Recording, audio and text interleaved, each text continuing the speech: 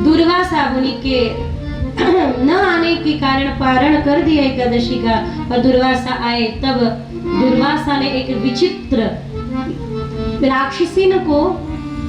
राक्षसनी को भेजा राजा अम्बरीश के पीछे। भगवान के सुदर्शन चक्र ने उसका तो वध किया। अब वो चक्र दुर्वासा जी के पीछे पीछे पीछे पीछे पीछे पीछे घूमता रहा।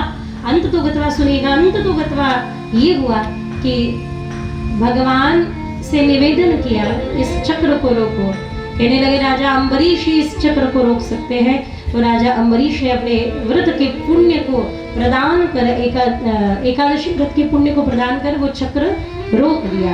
ऐसे रघुवंश की महान परंपरा, इस परंपरा में अनेकों राजा हुए। सगर, बाहुक को भी अनेकों रानियां थी।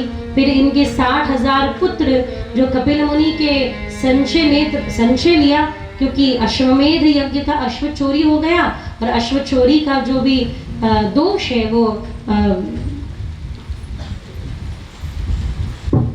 तो नेत्र के द्वारा ये 60,000 पुत्र भस्म हुए।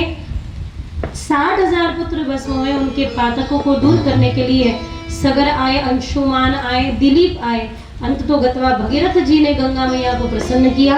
और गंगा मैया का महात्म्य ये है, गंगा मैया का महात्म्य ये है कि भगीरथ जी गंगा मैया को प्रकट करते हैं। जहां वो प्रकटती है वहां वे गंगा कही जाती है। जहां भगीरथ जी ने तप किया वो भागीरथी कहलाती है।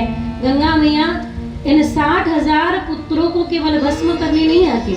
गंगा मैया आए तो गंगा मैया ने कहा कि मैं आऊंगी और जल में मेरा इतना प्रवाह होगा कि मैं पाताल में चली जाऊंगी। तो कैसे? तो एक काम करिए, आप शिवजी की जटा में विराजमान हो जाइए।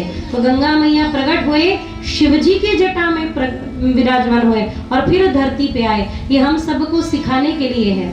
ज्ञान की गंगा समझने के लिए कठिन है, पर वही ज्ञान की गंगा गुरुमुख से जब प्रकट हो जाती है तो जटिल से जटिल ज्ञान भी सरल हो जाता है।